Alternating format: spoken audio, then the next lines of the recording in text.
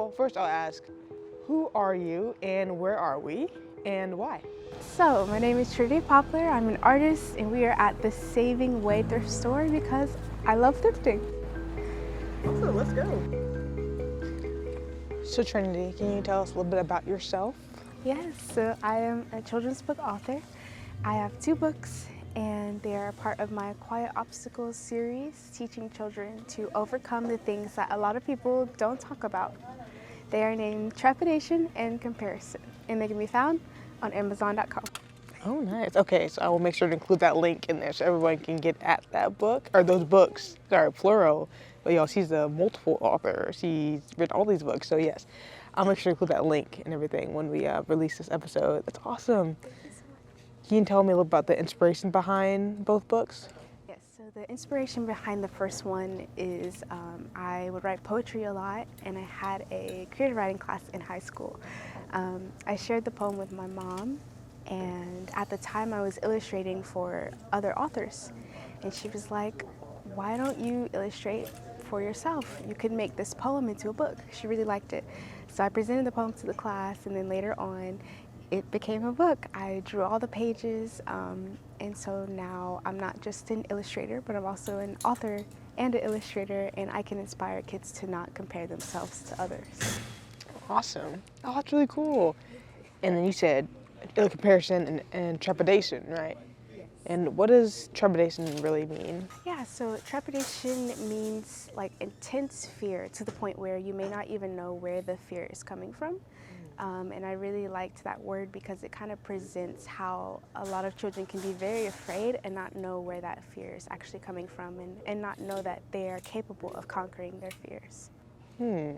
Is this something that you kind of gathered from personal experience, this like overcoming of fear and even comparison? Yes. Definitely as an artist, I've struggled with comparison, and I think it's really important with the digital and social media age not to compare yourselves to others.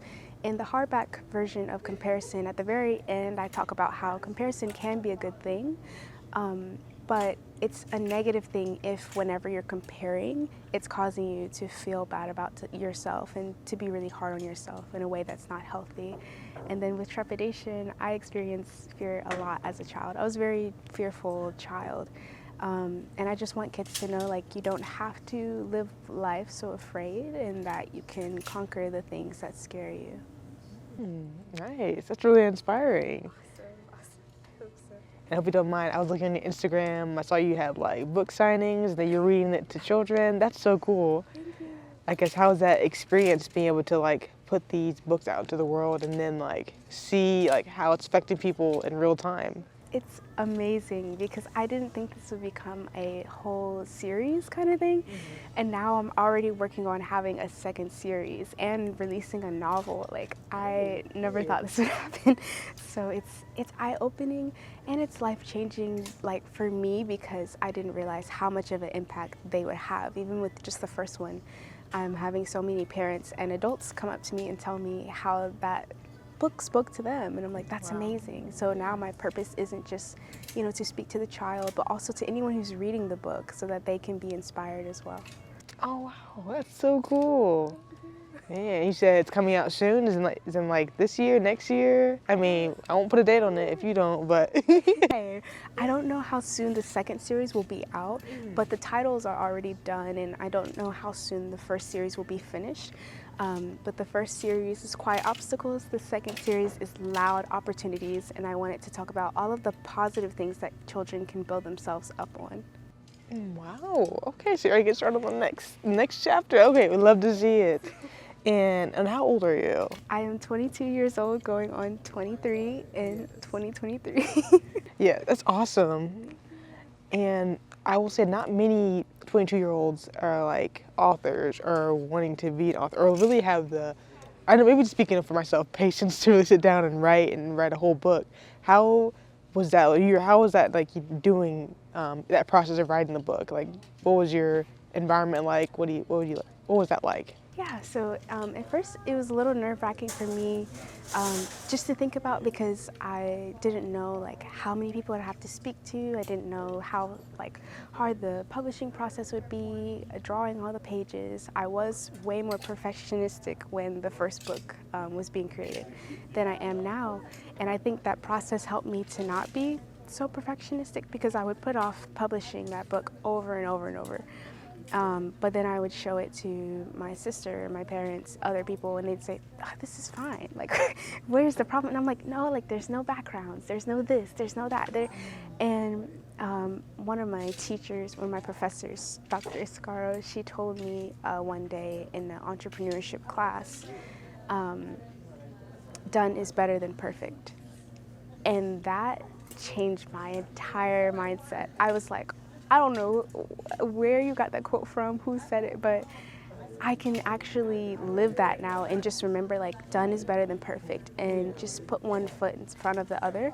So I would encourage anyone who's thinking about becoming an author or thinking about being an illustrator for people, like just put one foot in front of the other and remember like you don't have to have this perfect thing. I know it's important to you, but any type of meaning that you put in that can carry out through so many ways, and you just don't know until you start putting your foot in front of the other.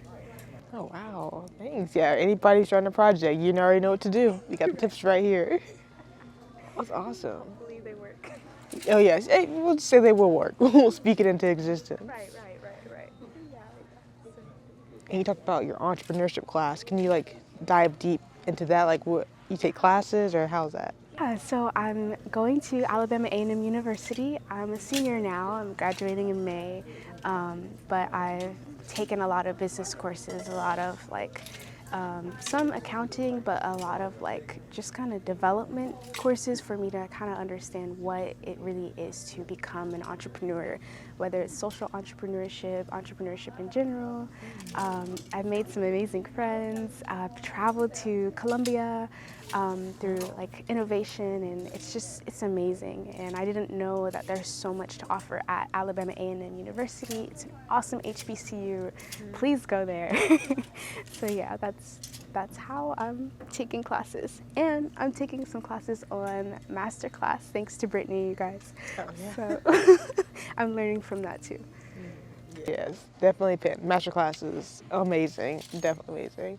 That's cool. You said, did you go to Columbia with your entrepreneurship class? So I actually went with everyone who won the 100K Innovative International Strong in the Americas Fund. Oh, snap. Wait a minute. You might have say that slower. I know it's long, but it was a program that I learned about through one of my entrepreneurship professors, who kind of explained to us that, you know, there's opportunities out there to travel when you're really interested in what you do, and to kind of bring that business into innovation and figuring out how to make things different. So I worked with 2 girls in Colombia and 1 girl at Alabama A&M University to create a blog. It was a Mango is Youth blog. And our project won. So if you win, you get to go to Colombia, and I went with 2 other students and 2 professors, and it was life-changing. I love learning languages too, so that was another thing where it was so amazing, so amazing. Wow, that's awesome. You said Mango. Oh, Mango is You. Mango is You. The basis of the project is we needed to find a way to help the company Asugrat, which was a fruit company that produced mangoes. We need to help them to stay in business. So we found ways to kind of promote them through social media and our blog. I designed like the e-commerce portion, and then Lau and Alejandra and Akia, like they all worked on the other things. Oh, that's the wrong name. Lau, Alejandra, and Zaria, they worked on the other things. But Akia and Isaiah, they got to go with me to Colombia. So it was so cool to see that innovation kind of come to life, and to go on that journey. It was just amazing. So how does a thrift store really function in your world? Like, what does it mean to you? For me, it just reminds me of the mind of an artist, like an artist who uses what they have. Because there's all these things in the store. You can literally pick and choose whatever you want, or you can leave it there, you know, be gracious, bring stuff to the gift store. I mean, not to the gift store, to the thrift store for other people to wear. And I don't know, I think it's just like, it's amazing to see all these colors and all these people finding their own style, things for others that they actually genuinely like. And I don't know, every time I'm in the thrift store, I just feel so happy. Even if I don't buy anything, it's just like seeing all of these different colors together, all of these clothes not being thrown to waste and still being used, still being a part of people's like everyday go-to. I'm gonna wear this because it makes me feel good. I'm gonna donate this because it makes me feel good, you know, so yeah. Awesome, that's cool. Thank you, thank you.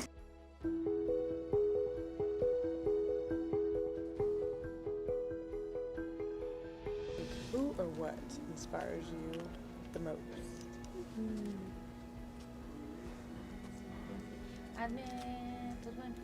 I love that you said or what. For me, it's God. But like person-wise, I would say anybody who inspires. Because I think you can be inspired by anybody. You dive deep into that? Yes. Like, I think that there's got to be something to spark the inspiration. And therefore, there's got to also be people who are willing to spark it. So I think I can learn and be inspired by and start dreaming by anybody. More specifically, into the what. God inspires me most, but there's a scripture that says, we overcome by the blood of the Lamb and the word of our testimony. Anybody can share their testimony. And that's why I think I can be inspired by anybody. Not everybody is a believer, but everybody has stuff that they go through that they can share that can inspire someone else. So I think anybody, and then like the less complicated answer, definitely God. You know, because we can also overcome by the blood of the Lamb. So. And you said, I know you told me personally that you were learning French, and then you said Colombia, you love learning languages. You try to, I guess, how many languages are you learning? So I'm learning French, Spanish, Russian, Portuguese, Japanese, Korean, and I think that's all. Oh wow, like that's already more than I just picked up Italian with my uncle and one of my cousins. Oh, it's nice. I love the support around it, yeah. Yeah, so that's been nice. I don't know any of them fluently yet, because it's gonna happen. Yeah, it's gonna happen, yes. That's how you do that, yeah. Yeah, so. Nice, that's really exciting. What's your tool that helps you learn it the best, or? So I'm a very visual learner, but I didn't know that until like maybe the start of this year, because I was wondering like why is it so hard for me to memorize? I have good memory, but I didn't realize that the things I had good memory of were like in person, that visual kind of experience. And I found that when I was in Colombia last year, I picked up Spanish like so fast. And I came back and I was like, I don't think it was just the immersion. I think it was like being there, like the visual experience. So I'm using everything visual, from like Quizlet French cards to like Duolingo to actually calling people, talking to them on WhatsApp, Hello Talk, just anything I can get that is more visual. YouTube, I made, oh my goodness, don't get me started. I made like a whole private YouTube account and just followed French YouTubers, and I at the time, I didn't know like how to say like prank videos or social experiments or like testimonials in French. So I just put it in Google Translate and only typed French things in so that the algorithm only feeds me things in French. And that's been doing wonders. Oh, that's a hot tip right there to learn language. I didn't even think about that. That's really cool. It helps so much, and what I want to do is that same thing with all of the languages and just see how far it can take me. So nice. Okay, I need to use that tip actually. I still need to learn Spanish. Yeah. Yeah. If you want to learn with me, let me know. Okay. Yes, definitely be calling you. Definitely. Seriously. Definitely. That's really cool. And YouTube, I guess you said you started a private YouTube channel. Is that what it was? Yeah, so just for the languages, it's called like Trinity Learns French. There's no videos or anything, but I do have public YouTube channels. I have Transit with Trend, and I have Trend's art journey. One is just drawing, inspiring artists and creatives, and the other is motivational and faith-based content. Awesome. That's really cool. Yeah, I'll keep those links in the bio too of this podcast when this releases. So, yes, for sure. Thank you, thank you. I guess, can you tell me like a little bit of the inspiration behind some of your art? I know you say you started off as an artist, like at the base before author and YouTube and all that. So can you kind of tell me like where your inspiration comes with that? Yeah, like I think for one, from my parents and my siblings, because like even my younger brothers, they have a very vivid imagination. They like drawing, reading. My older brother, he's always been sketching, drawing, animating. And my younger sister, she has a very creative mind. She does filmmaking and all of that, and it's just so cool to see. It's always inspiring. And then on top of that, my parents, my dad, he does like rapping and stuff. My mom, she's also an author. She loves poetry, so the arts are just kind of in my family. Yeah, sounds like. Wow. So, yeah, just having something to cultivate that, it's really nice to be immersed in that environment every time I'm in the house. So. Oh, it's amazing. And you have how many siblings or? 5 siblings. Oh wow, that's really cool. So everyone encourages each other. Is that how it works? Yes. Encouragement, critiques. Oh, like yeah. I remember growing up, my older brother would always critique my art. I'd be like, "Does this look good?" He'd be like, "Nah." "Oh, that looks good." He's very blunt and like very honest. And like my sister will allow me to critique her work, where she'll show me a short film and say like, "Does this look good?" And I'll be honest with her. I'll critique it, but I'll also tell her what I like. So. Same with my little brothers. If they ask me like, "Hey," I'm usually a little nicer. Like, "Oh yeah, it looks great." Amazing. Yeah, like I kind of encourage them to cultivate their creativity and to draw more, to read more. And I just inspired 2 of my little brothers to learn languages with me. Wow. So I'm still working on inspiring the youngest one. I don't know if he wants to or not. He's young. He'll get there. Right, We'll get him there. Yes. So that's about it. It's amazing. How do you feel about this upcoming year, 2023? What's your mindset around it? I feel like it's crazy that it's already February, because I feel like the year just began, like yesterday was New Year's or something. And I have to keep reminding myself that it's 2023. Yeah. I don't know, that's just crazy to me. Like I don't know, it's weird too, because a lot of the goals that I had in like way back in like 2020, I'm like just now enacting on, which is like, wow, like I needed all that time to kind of rest and work on other things to come back to those older goals that I had. So in one way, it's like eye-opening in hindsight, but in another area, it's kind of like time's moving so fast. You know, like are these things that are gonna remain goals? And I'd be okay with that, because, you know, rest. Yes, rest is key. Yes. At the same time, it's crazy to me. Like, we're already here. I know. Time's moving faster and faster every year, I feel. Every year. Like, oh my goodness, I can't even believe. Like, 2025, it'll be gone like a week, I'm pretty sure. For real. So, yeah.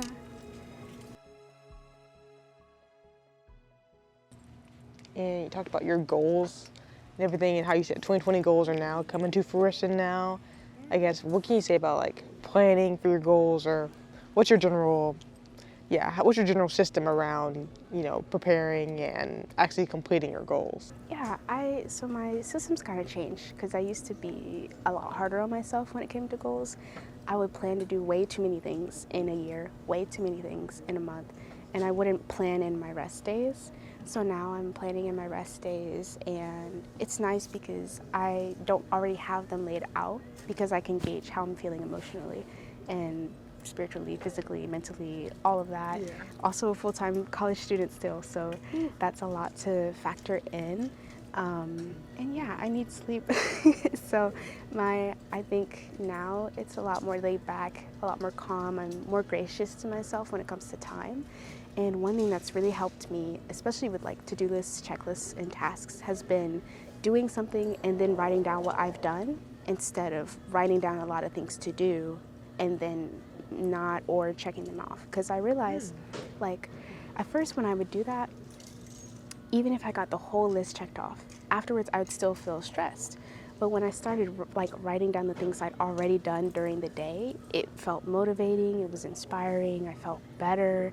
So I've just been doing that, and it's working wonders, you know. So Snap, I haven't heard that technique before. I don't even know if someone's come up with it already, and I'm like just now trying it. But definitely see if it works for you, because it's amazing. Yeah, for sure. And even if someone's already come up with it, like, I've never heard of it. So, hey, you'll be the first. You are the first I ever heard. Hey, I'll take that. Have you ever had, like, a moment in your life you felt like you failed or you could have done something better? Ooh, yes, definitely yes. Multiple. I used to be on a dance team. There'd be times where, like, I didn't give my best, and I could have given my best. Definitely throughout marching band. So I have asthma, so there would be some times where I would be playing and I'd just be like winded and tired, and I couldn't push myself the way I wanted to push myself. That's another time I kind of felt like I failed, but I'm nicer to myself now because I'm like, no, I gave my all. And, you know, and seeing the other side of the coin. And I guess with like, what else? Oh, applying to scholarships. Like I think I got about 3, one from the Taco Bell Foundation, 2 others from like church foundations, but just getting used to like the rejection letter type stuff, even like applying to college and everything, I was like, you know what, this is what I need, especially if I'm going to be an entrepreneur, if I'm going to learn entrepreneurship, the more failure, the better, you know. So they help a lot of kids, and just all that they do is really awesome. I didn't know it was like possible. I welcome, I don't know, because I think like I would rather someone like criticize or critique me or like something than to feel like I've failed. Because out of my perspective, I don't think you can ever like fail if you're continuously trying to succeed. It'll just be like a bunch of huge mistakes, I guess. And I don't know if failure is really like, I think rejection and failure are 2 totally different things, you know, because rejection can make you feel like I don't matter, whereas failure can make you feel like I failed, like regardless if I matter or not, I failed. So I think like both are really heavy, and either one, I would welcome it, but I wouldn't see it as that, you know, because my perspective is like, I'm not going to see this as a failure. I'm going to see this as that stepping stone. You know, I'm not going to see this as rejection. I'm going to see this as that door's been closed, or God doesn't want me to do that, so I'm going to go do this, you know. So I think both I welcome the trials and tribulations. At the same time, it's not something I'm going to go looking for, because I also need the time to build myself up and need the time to keep that perspective, you know. I don't want it to shift into one of those things, if that makes sense. That does make sense. Okay. So I am a 2021 Taco Bell Live Moss Local Scholarship recipient. I won it through a spoken word poem for the creative arts, and I'm still continuously thankful for, for the rest of my life will be continuously thankful for this scholarship, because not only did it help me to get through school without the stress of having to find like financial ways to pay for it, but it also like opened me up to realizing all of these connections, all of these possibilities, all of these things are possible. And all I did was share like a little bit of what I'm trying to do, and people actually believed in me. So it's like so eye-opening, so inspiring, and I really support them and like all that they're doing. I hope more people can actually like experience what it's like to become a Taco Bell scholar. And I just, oh my goodness, I didn't think I would even get selected, you know. And just to think that putting yourself out there can genuinely put yourself out there. It's like, wow, what we do actually matters, and it actually can change the world, you know. So, oh my goodness, yeah. That's amazing. I'm gonna get emotional, but yeah, like I don't know. Like, I don't even know how to describe it. It's just like, it's one of those things where you don't think it can happen, and when it does, you realize, okay, a lot more is possible than I thought previously was possible. So, yeah. Is that where you feel the emotions coming from? Yes, because I didn't have a lot of confidence. I still don't really. I find it in God. Like if God says I can do this, I can do it, right? But I didn't have any like self-confidence until like after winning that scholarship and realizing, oh, like there actually is something that I can bring to this world. That's so sad because like before then I thought that, but I didn't feel it. Now I feel it. You know, now I'm seeing kids cry and tell me like what you're doing is like I'm seeing a reflection of something I didn't know was possible. People actually being touched by what I'm doing. So it's amazing. Wow. That is amazing, yes. So, yeah. Can you tell me a little about your poetry and how that started for you? Yeah. Like, where did that come from? Oh my goodness. I don't know where it came from, to be honest, because, you know, mom's a poet. I have family members who are poets. I think my mom was alive to see a lot of poets. I can't remember if she got to see Maya Angelou or someone else, but oh yes, we love Maya, especially in my house. Yes. Yeah. But yeah, I think like poetry, it just, I don't know how to describe poetry because I think as a songwriter, as a singer, everything, like sometimes people can get lost in the melody and not pay attention to the words, and I feel like poetry gives you that chance to make sure that people are paying attention to those words, because I think even if like your subconscious picks up the words, it's not always impactful if you don't really know like why you're listening to the song. And I also think poetry allows people to slow down, even if it's fast poetry, even if it's like so spoken word that you're jumping around and dancing and all of that. It's an art form, and I think that poetry helped me to be more confident as well, because like I told you, I was a really fearful child, but getting that chance to breathe, to slow down, to have those phrases, and to get my point across with the passion that I want to be in those words is something that I found through poetry and through like other poets inspiring me, like not just my mom, but her friends who are poets. And it's amazing to see how just one word can change someone. So why not write poetry? You know, like just give it a chance, because even if poetry is not on the rise, you can be on the rise through that poetry. And what about the people who haven't heard your poems, who are seeking something that could be in them, you know? So that's what poetry means to me. It's a lot. I don't even know if I answered that correctly, but Yeah, no, I love it. My name is Trinity Poplar, and this is the Apprentice Podcast. This is my voice, and this is my pen. I'm a singer, a writer, and a musician. So what is my passion? Well, I would say art. To put it simply, I'm an artist.